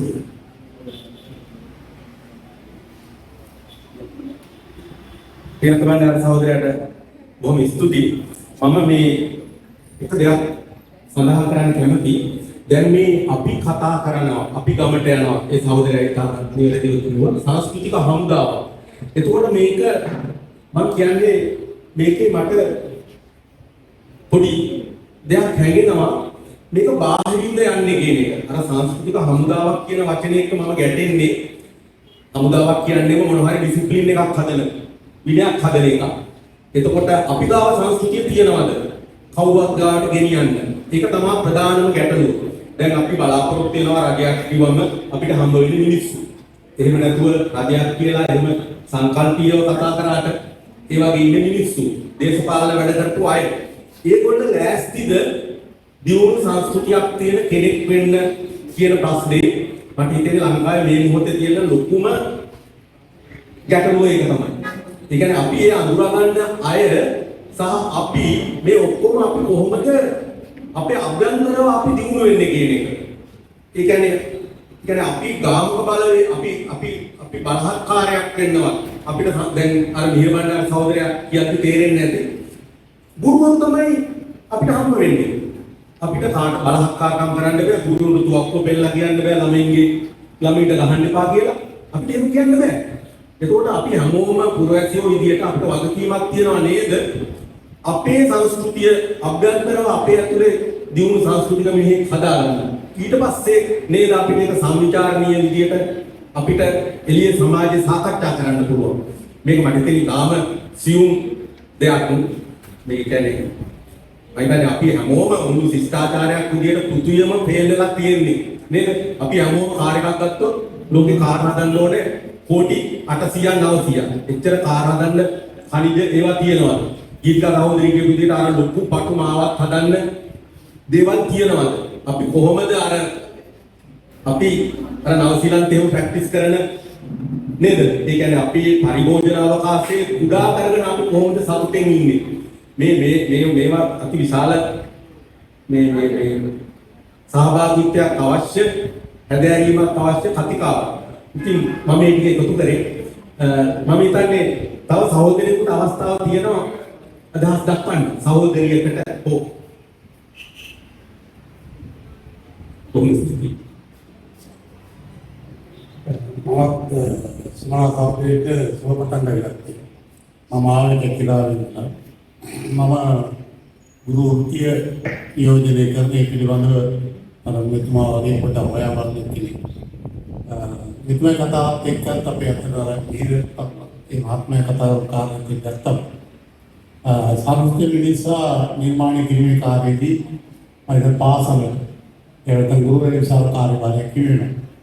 එතකොට ඒ ගැටලුව තමයි මෙතන කල්පනා කරලා හිටියේ. ඒකත් පාසල හැම ආයතනයක්ම ගත්තොත් පාසල එනත ළමයි අධ්‍යාපන ක්‍රමයෙන් බේර ගන්න වෙලා තියෙනවා. ඒ කියන්නේ ගුරුවරයාට නැත්නම් ගුරුවරයාගේ පාසල බේර ගන්න වෙලා තියෙන කාලේ. පන්සල තරම් වලට ආම්තුනේ. එනත ඉදන අයින් බේර ගන්න ඕන කාලේ. පොලිසියෙන් බේර ගන්න. ඒ වගේ හැම දැන් පරිසරය ගත්තොත් ඒකට ජීවිත ආයතනෙ ඒක බේර ගන්න වෙලා. අපේ සංස්කෘතිය කොතන තියෙන්නේ කියන එකට ඔන්න මම කියපු කාරණේ හරියට විග්‍රහ කරනකොට අපිට පැහැදිලි වෙනවා. ඒ නිසා මේක රජය වෙනස් වුණා කියලා හෝ මම හිතන්නේ ඒක බරපතල කාරණයක්. කොතනින්ද පටන් ගන්න කියන පිළිබඳව බරපතල කාරණයක්. මේක හරියට තේරුම් ගන්න කියන පිළිබඳව බරපතල කාරණයක් තියෙනවා. හැබැයි ඔතන මේ පොදු ගුණාකාරය සියල්ල ගත්තම අර මෙතුමා කියපු කාරණේ ගත්තොත් මේ හැම කාරණයකදීම කේවල වශයෙන් තම තමන්ට කළ හැකි යමක් තියෙනවා. මම ඒක තේරුම් ගත්තොත් හැමෝම රජය ඒක පුදාමක බලවේගයක් ඒක සැලසුම් කරස් කරන ප්‍රතිපත්ති සැලසුම් කරු ඒ කොච්චර අඩුපාඩු තිබුණත් අපිට කළ හැකි දෙයක් තියෙනවා. ඒක බස් එකේ යනකොටද මෙතනද ළමයි එක්ක ඉන්නකොටද ගෙදරද ඒ හැම අවස්ථාවකම අර මෙතුමා කිව්වා වගේ ඒ ප්‍රායෝගික පොඩි පොඩි දේවල් අපිට යමක් කළ හැකි වෙතිබෙනවා. ඒක තේරුම් ගන්න වැදගත්. අනිත් කාරණා අපේ සහෝදරයෝ පිළිබඳව එතුමිය අපිට හම්බෙන්නේ කැම්පස් එකේදී කියන්නේ කනෝද 70 ගණන් වල අපිට දෙකී. හැබැයි එතකොට මෙතුමිය ඔච්ච දීප්තිමත් අපිට පෙවුන්නේ නැහැ. දීප්තිමත් කියන්නේ මේ සාහිත්‍ය ක්ෂේත්‍රයේ අපි වගේම සංගෝණ කෙනෙක් ඉදිරියේ අපි එක්ක මේ එකට පුතාට මේ ඉන්නේ විතර.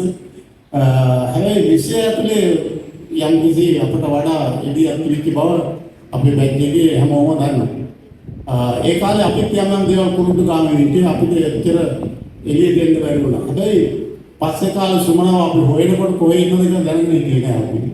පස්සේ කාලේ අපිට අහුවුනේ. ඒ අහුවෙනකොට අපි පහු කරගෙන ගොඩක් දුර ගිහිල්ලා හිටියේ. මට තියෙන ගැටලු හරි යක්ෂ ගෑණි බලපුවම ඒ අත්සාවේශයම සමාන තැන්වල විතර ගියා.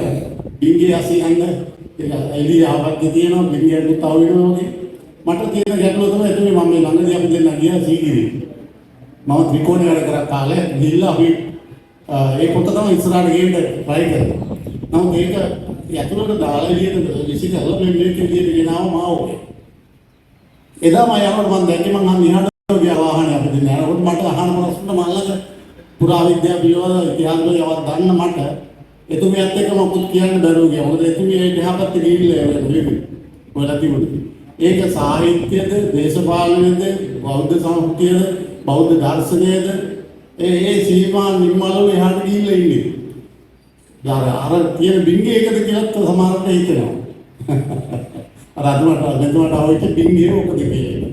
ඒ නිසා සමානවතල එක ආලෝකයක් සපයන තුමියට අනිත් පැත්තේ ඒකම සමාජයට තුමියට තමම ප්‍රශ්න කරන තැනක ඒක තියෙනවා. ඒක තෝරා බේරා ගත යුතු බව සමාවෙන්න ඕනේ. එහෙම සමහරකට මේ කාලේ. අනිත් ඊළඟ එක තමයි එතුමියගේ කාර්යය අපි අත්ත වශයෙන් ප්‍රශංසා කටේ ඒ ක්‍රියාවලිය කාන්තාවට තියා මම හිතන්නේ කාර්යය වැදගත්. ඒකයි අපි එතුමිය පිළිබඳව අපේ සහෝදර විදිහට මේ එතුමියත් එක්කම හිටපු එක්කෙනෙක් ඒ සුබ ප්‍රතිමත් මා මේ අවස්ථාව කරන බොහොම මට අවස්ථාවක්.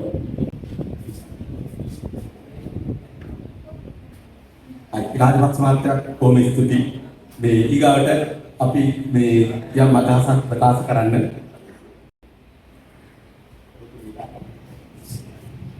සුමනා සිද්ධාර්ථ අවසරයි. සුමනා සහෝදරියත් මේ කතා කරන මහත්මයාත් අපි ඔක්කොම එකම කණ්ඩායමේ විද්‍යාවේ සරසවි ඉගෙනගත්ත අය. ඉතින් අර හෙන්ගිලා කියන එක මම තාත්තට විස්තර කරන්න ඕනේ. මොකද අපි එකට හම්බ වෙනකොට මට ඊට කෝපනයාරියක් තමයි මේ සුමනා සහෝදරිය එක්ක හම්බ වුණේ. පිපුණු මලේ රුවේ මල දණීදු මලකිතුවේ නුඹ ඇඬරුව බලන්න එපා කියලා එහිට ගීත කණ්ඩයක් අහනකොට තමයි පළමුවෙන් මම සුමනා සහෝදරිය අඳුරගත්තේ. මොකද පළවෙනි ක්ලාසේ ශිෂ්‍යයෝ ආදී දේශ ශිෂ්‍යයෝ කතා කරගෙන ඉන්න වෙලාව. අදට තාමත් මේ ඒ කලා ගැඹුරු තුමිලුද තියෙනවා. ඒ වගේම අපි නිලවරණ සමයේ සමාජවාදී ශිෂ්‍යයන්ගේ කටයුතු කරනකොට සුමනා සහෝදරිය හිටගත්තේ ඒකයි. ඒ ගීත කන්නේ කියනවා වගේ එවැනි ගීත තමයි ඉන්නේ කන්නේ තිබුණේ. සුමනා සහෝදරිය හිටගත්තේ ඒකයි. ඉවතුන් අපිත් එක්ක මේ අපිත් එක්කම මේ ආගම් කරනවා මේ ඒ දේශපාලන තොරතුරු කියන්නේ. ඒ ඔබ්බලට ඒ විදහාස් චින්තනයේ එකක් යාතුන ප්‍රදර්ශනය වුණා. ඒ කියන්නේ එකම තැනක නැවතුනේ නැහැ. ඒ විතරම අනිත් අය ප්‍රශ්න කරනවා. ඒ ප්‍රශ්න කිරීමේ දිගුවක් තමයි මේ අද අපිට අහිමි ලැබෙන්නේ. මොකද මේ දැන් එතුමියගේ කියනවා මේ බහු පීඩිත පන්තියක් ගැන. බහු පීඩිත පන්තියක් ගැන මම කතා කරන්නේ. ඒ බහු පීඩිත පන්තිය ගැන එතුමිය දැන් කතා කරන මහල ප්‍රාන්තය ගත්තම එතුමිය අහලව ඊළඟට දුනි පන්දරේ වගේ ප්‍රාන්තය ගත්තාම එතුමියගේ ජීවන කටිකාපාදනයකුත් ඒ පවුලේ තොරතුරුත් ඒ කුටීන්වල සඳහන්. කිසිම අවස්ථාවක ඒවා හඳුන්වන්න ඒවා එළියට දාන්න කිසිම ගැටලුවක් නැහැ. ඒක මම දකින්නේ මෙතුමියගේ මේ අපේක්ෂාවට. මොකද දැන් අපේ පන්තිය නැත්නම් අපි හැමෝම අයිතියේ පීඩිත පන්තියේ සියලු දෙනාම අත්විඳපු ජීවන දර්ශනයක් තමයි ඉදිරිපත් කරන්නේ. උත්තරක භාගය මේ තම අද ඇහෙන තැන ගැන ඒවා ඒතුමි සලකන්නේ. ඒ නිසා මේ බහුතන පීඩනය ගැන ඒ කතා කරපු සුබන අපිට හිතාගන්නවත් බැහැ. අපිට ඇත්තටම මාවුසේ තුමා ගැන මේ තුමාගේ යම් කිසියක් විවරණය කරන්න අපිට හිතන්නවත් බැහැ. අපිට හිතන්නවත් බැහැ. මම සහ තුමා අතර තියෙන දේ සහ නිති බව. ඒ තුමිය ඒක විනිවිද දකිනු මේ සාහිත්‍යයේ යම්කිසි අරමුණක් අපේ ජන සමාජයේ රැගෙන යනවා. දැන් අර අපි දන්නවා යම් ප්‍රාදේශීය ගමන ප්‍රාදේශීය ඉන්දියනවා. ඉතින් මේ පොත කියනකොට අපිට තවත් විකාර විවේචන ඒ සඳහා පිටුවෙන් පිටුවට කරන්න ඕනේ. ගැටලුවීමක් තියෙනවා. ඉතින් ගොඩාක් කතා විතර ගන්න බැහැ. ඒ නිසා මොහොත ඉස්තුති අසස්කයට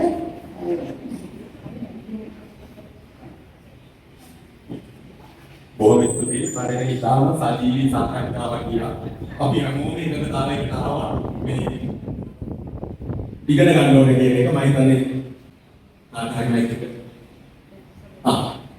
මේ අපි හැමෝම මම හිතන්නේ මේ සංවාදයේ පුරුණෑගල අපි සංවාද කරන්නේම අපි ඉගෙන ගන්න අපේ ඉන්සයිට් එකක් අපේ ආධ්‍යාත්මික සහ අපේ දේශපාලනික අපේ අලුත් කවුරු ලෝක දිහා බලන විදිහ හොයාගන්න. හරි. බුදුමාත.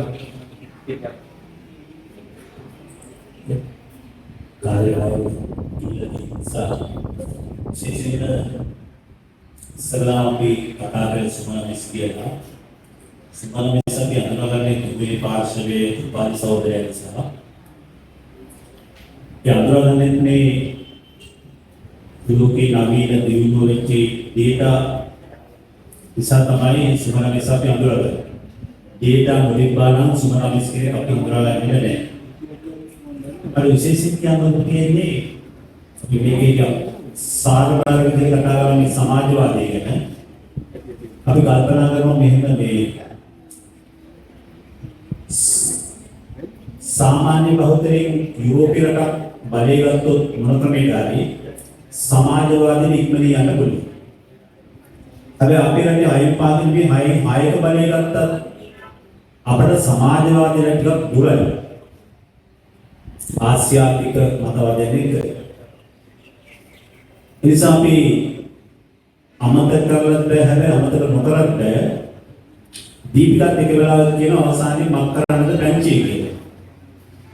ඒ නිසා ඉතින් එහාට අපි පනින්න ඕනමක් තියෙනවා. අපි බයිර කරනවද නැද්ද කියලා අපි කල්පනා කරනවා. ඇත්තටම අපි බයිර කරන්නේ මතවාදයකට. මා හිතන්නේ මේ මතවාදයට අපි බයිර කළ යුතුමයි. ඒක බයිර නොකරනම් මේක කවදාවත් මේ සහ කම්පැනි කියලා ඒකට සහ කම්පැනි දින අපිට මේ ගමන යන්න බැරි වෙයි. ඉතින් මෙතනින් එහාට මේක පන්නනවා නම් අපි ඒ ක්‍රියාදාමය යන්නත් ඕනේ. ඒ වගේම කලාව කියලා ගත්තත් අපි එක පැත්තකින් ලබුරුකුත් තියෙනවා සරලභාවයකුත් තියෙනවා. කලාවේ සරලභාවයේ ගමට යා යුතු තිබ්බට උනාට මම හිතන්නේ අපි කවුරුත් අතින් තාම මේක මේ අවශ්‍ය තැන් වලට ගිහිල්ලා නැහැ මේ කලාව. ඒ තාමත් තියෙන මේක කණ්ඩායමක් අතර තමයි සාකච්ඡාවකදී මෙතන ගියාට මේක පන්නන්න ඕනේ කියලා. එහෙම පෑන්නුවොත් තමයි අර ඈත දුෂ්කර ගම්වල ගිහිල්ලා මොකක් හරි මේකට කලාව ගැන කතාව ආරම්භ කළොත් තමයි සංස්කෘතික මනුස්සයා කියන එක අපි යථාර්ථයෙන් වරපත් කරගන්න වෙන්නේ. එහෙම නැත්නම් නැවතත් පොඩි කණ්ඩායමක් ටීම් එකක් ඇතුලේ සංස්කෘතික විදිහේ කලාව විතරක් අපි අර මේ බය වෙලා මේක කරගෙන ඉඳලා හිතුවට ඒක වෙන්නේ නැහැ. ඒක යටටම යන්න ඕන නෙවෙයි. ආන්ගේ යටට යන වැඩේ ඇත්තටම මේ කොහොමද කරන්නේ? ඒකට භෞතික සම්පත් කොහොමද ඒවත් සම්බන්ධ අපිට සාකච්ඡාවක් තියෙනවා. හැබැයි කලාව ඈතට ගියේ භෞතික සම්පත් එක්ක නෙවෙයි. ඒකට වෙනස් විදිහකට ගියේ. ඒ නිසා අපි බක්කරේ ක්‍රමයක් ක්‍රමවේදයක් කරනකොට මේ කලාව කියන එක ඈත ගමනට යනකොට ගමේ කලාව නැතුවම නෙවෙයි. ගමේ කලාව තියෙනවා. නමුත් ලෝකෙට අනුරූපී කලාවක් අපි කර ගන්න නම් ඊට වඩා අපි සාකච්ඡාව අනිවාර්යයි තියෙනවා. ඒ නිසා අවසාන වශයෙන් මා කියන්නේ කලාව ඇති වෙන්නේ දඩේවක් කර යමක් හොයාගත්තාම මේක උඹලට මම ගිනාවේ මෙන්න මේ විදිහට කියන එක තමයි කියන්නේ. ඒ නිසා ශ්‍රමයේ බැගිරීම ඇතුලේ කලාව දිනුනා වගේම ශ්‍රමයේ වගුරුණ ක්‍රමයක් එක්කම කලාව අපිට ආයතන තියෙනවා. ඒ නිසා අපි බය විය යුතු නැහැ. මතවාදී තලයේ ප්‍රශ්නයක් විනා ලෝකේ කොළවක් රාජ්‍යයක් සමාජවාදීට ලංවෙච්ච රාජ්‍යයක් වැටිලා නැහැ, වැටෙන්නේ නැහැ. ආර්ථික දරිද්‍රතාවය නිසා තමයි ලෝකේ මොන ධනවාදී සමාජවාදී කියලා තියෙන රාජ්‍ය වැටෙන්නේ. ඒ නිසා අපි හිතනවා අපට වැටෙන්නේ නැතුව මේ මතවාදයක් අරන් ගිහිල්ලා මේක සමානව අපි සුබපතන්නේ මේ නිසා යම් එක තීරුවලක හිටපු එක සුමනමිස් ඒක මැන්දට පැනලා නිර්ණායක එහාට ගිහිල්ලා කලාවට ඉදිකවන ගතියක් මේ පොතේ අපි දකිනවා. ඒක අනිවාර්යෙන් විය යුතුයි. කලාව අවසන් වරුදිය. කලාවේ රීති වලට ප්‍රහාර එල්ල කරන්න ගන්නේ ඒ වගේ එකක් මේ පොත ඇතුලේ තියෙනවා. අපි මාව ගැන තව අලුත් විදියට දැක්කේ රුපේ පොතේ දක්වන නිසා එවැනි ප්‍රයත්න දැරීම වෙනස් තැනකින් පුළුවන් මේ සම්බන්ධයෙන් මහන්සි වෙලා ලියලා හොයලා කරාපේ සම්බන්ධයෙන් විශේෂයෙන්ම ග්‍රාමීය ජනතාව නියෝජනය කරන අපේ ගෞරවයේ ප්‍රශංසාව සුමනම්ස්ට පුදුරාම මේ අවස්ථාව මම හිතන්නේ මේ ලෙෆ්ටේ උරුමයක් තමයි කියවන එක. ඒ කියන්නේ පරණ ඉංග්‍රීසි මේ මගේ අය දිනෙන්නේ ඒ නිසා. අද ලෙෆ්ට් එක අන්තරේ බව මම හිතන්නේ කියවන එක අඩු වෙලා තියෙනවා. ඒ නිසා අපි කතා කරනවා ගොඩක් වෙලාවට කියන්නේ අපි අදහසක් දක්වනවා පොත්පත් කියවන්න නැතුව. ඒක කරන්න එපා. ඒක කියවන්න පොත් හරි වැදගත් මම හිතන්නේ ඒක කියවන්න ඕනේ. ඒකෙන් තමයි පූර්ණ මිනිස්සෙක් බවට පත් වෙන්නේ. ඉතින් ලෙෆ්ට් එක ගැන කතා කරගෙන ඒ සංස්කෘතික මිනිස්සෙක් බිහි වෙන්නේ නැහැ. ඒ කියවීම නැත්තම් කොච්චර ලිව්වත් වැඩක් නැහැ. ඒවා කියවන්න නැත්තම්. ඒ නිසා මම හිතන්නේ ඒ කියවීම අපේ ජීවිතේ කොටසක් කරගන්න එක මම හිතන්නේ එකේ කාරණයක්. ඒක ඉස්සෙල් තිබුණා. මොකද අසුර නම් කරන පස්සේ ඉවර වෙලා තිබුණා. ගොඩක් වෙලාවට දැන් කියවන්න ඕනේ කියවනවා. නිසා මේකේ ඔගේ කතා කරනවා කියවන්නේ නැහැ කියන්නේ. ඔය අදහස් කියන්නේ මාසිකට ගන්න නෙවෙයි කියවනවා. ඒක නැතුව මොකද අරක ඒ පොත ගන්න පොත ලියවන්න ඒක ගැන සාකච්ඡා කරන්න. එහෙම නැත්තම් අපිට වැඩක් වෙන්නේ නැහැ. මොනවා කිව්වා ඒ කවුරුත් ඒක කරන්නේ අපි කරන්න ඕනේ. ඒක කරන්න නම් අපි එකට වැඩියක් දෙන්න ඕනේ. එළියෙන් කරනවා කියලා එකක් නැහැ. බොහොම ස්තුතියි. ඉතාම වැදගත් අදහසක් පතු කරේ. ඒ කියන්නේ අපිට සංස්කෘතික මිනිස්සු නිර්මාණය කරන්න බෑ. අපි ඇතුලේ දියුණු සංස්කෘතික මිනිහේ නැත්නම්. ඒ process එක fail වෙන්නේ අපි තුල දියුණු සංස්කෘතික මිනිහේ නැත්නම්. අපි තුල අපි දියුණු සංස්කෘතික මිනිහේ ඇති කරගන්න නම් අපි නිහතමානී වෙන්න ඕනේ. පළවෙනි දේ අහගෙන ඉන්න පුරුදු වෙන්න ඕනේ. දෙවෙනි එක අපේ තියෙන දෘෂ්ටිවාද තවදුරටත් අපි දියුණු කරගන්න ඕනේ කියලා ඇත්ත උවමනාවක් තියෙන්න ඕනේ. ඒ සඳහා කියවන්න ඕනේ, සටන් කරන්න ඕනේ. හැම වෙලේම අපි අපිට සාපේක්ෂව සංස්කෘතිය තීරණය කරොත් අපි ලොකු ගැටලුවකට මුහුණ දෙනවා. අපි ඉන්නේ කොතනද කියන එක අනුව. දැන් මේ තියෙන අපි පිටෝපු ආණ්ඩුවට තියෙන විශාලම ගැටලුවක් තමයි ආණ්ඩුව ඇතුලේ සංස්කෘතිය නියෝජනය කරන අයට කොච්චර උසස් සංස්කෘතියක් තියෙනවද කියන මේ ප්‍රශ්නේ ඔබට ඉදිරිපත් කරමින් මම ඇලෙක්ස් මහත්තයාට වචනයක් කියන්න තියෙනවද? අපි අවසන් කරුවා මම දැන් සියලු දෙනාම මේසටපත් වෙලා ඉන්නේ. මම පොඩි මට එක විනාඩියක කියන්නේ පොඩි ගයිඩ්ලයින් එකක් කියන්නේ. අද සාහිත්‍ය සංස්කෘතික මිනිසා බිහි කරගැනීමේ ක්‍රියාවලිය මෙන්න මේ කියන අධ්‍යයන තුන ගැන හිතන්නකොට මම හිතන්නේ කියන කාරණික ආයතනය. සමාජ පරිශ්‍රණයේ පැත්තෙන් මම හිතන්නේ. එකක් තමයි මේ යන ගමන හිර වෙලා තියෙන්නේ අපිට හුඟක් ඇවිල්ලා තියෙන පරණ කුණු කන්දල් ගොඩාක් අපේ උඩු පිළිල අපේ සමාජය. ඒ නිසා අර මහකුබලාන් මේලගේ කතාවක් කරලා කියනවා මහකුබලා දන්නවනේ. මහකුබලා කතාවක් කරලා කියනවා පරණ ප්‍රස්තාවවල විශ්වාස කරන්න එපා. විශ්වාස කරගෙන බැලලා හිටියොත් අලුතෙන් කොරලෙකට ව්‍යවසායකයෙක් වෙන්න බෑ. පණින්න අපිට සිතා බලන්න නෑ. උගක් හිතේ ඉන්න එපා. පොඩ්ඩක් හිතලා ප්ලෑන් කරලා පැනලා අත්දැකීම් ඵලයන් කියලා. ඒ වගේ මම කියන්නේ ඉස්සෙල්ලාම අපි අන්ලර්න් කරන්න ඕන. ඉංග්‍රීසියෙන් අන්ලර්න් කියන්නේ. මේ සමාජයේ පවතින බහුබූත ටික අන්ලර්න් කිරීම සඳහා වූ සාහිත්‍යයක් අපි සංස්කෘත මිනිසෙක්ට ගොඩනගාගෙන ක්‍රියාවල කියන්න ඕන. අපේ සාහිත්‍යය කෙලිමෙල්ල කරන්න කොහොමද? මිනිසුන්ගේ තියෙන බහුබූත අන්ලර්න් වෙන විදියට. අන්ලර්න් කියන්නේ ආපහු ඒවා ගැලවිලා යන විදියට. ඊළඟ ප්‍රයත්න තමයි රීලර්න් කරන්න අපි සාහිත්‍ය තුල හෝ අධ්‍යාපනය තුල නැවත පුද්ගලයන්ට රීලර්න් කිරීම සඳහා උත්තේජයක් සපයන්නට ඕන. ඊට පස්සේ තමයි pure learning එන්නේ. Unlearn, relearn, pure learning. ඕක තමයි වැඩපිළිවෙල සංස්කෘතික මිනිසා ගොඩනැගීම සඳහා ඉස්සරහම කුඩු කන්දල් ඉවත් කර ගැනීමේ වැඩපිළිවෙල. ඊට පස්සේ අලුතෙන් ආය රීලර්න් කිරීම වැඩපිළිවෙල. ඊට පස්සේ හැබැයි ගැඹුරු ඉගෙනීමේ වැඩපිළිවෙල. එහෙම ගියොත් අපිට අධ්‍යාපනයත් බේරගෙන සාහිත්‍යයත් බේරගෙන සංස්කෘතික මිනිසා ගොඩනගන්න පුළුවන්. ස්තුතියි. බොහොම ස්තුතියි. ඉවර වුණු විදිය ඉතාම මනරම්. මේ පොතේ එකම එක දෙයක් තියෙනවා. මාවෝ කරනවා සතුරු බලවේග හඳුනා ගැනීම කියන එක. මම හිතන්නේ මම සුමනගේ ඉතාම කැමති අප්‍රෝච් එකක් තමයි එයා ඒ සතුරු බලවේග හඳුනා ගන්නවා කියන එක සම්පූර්ණයෙන්ම ව්‍යුහාත්මකව ප්‍රතික්ෂේප කරනවා.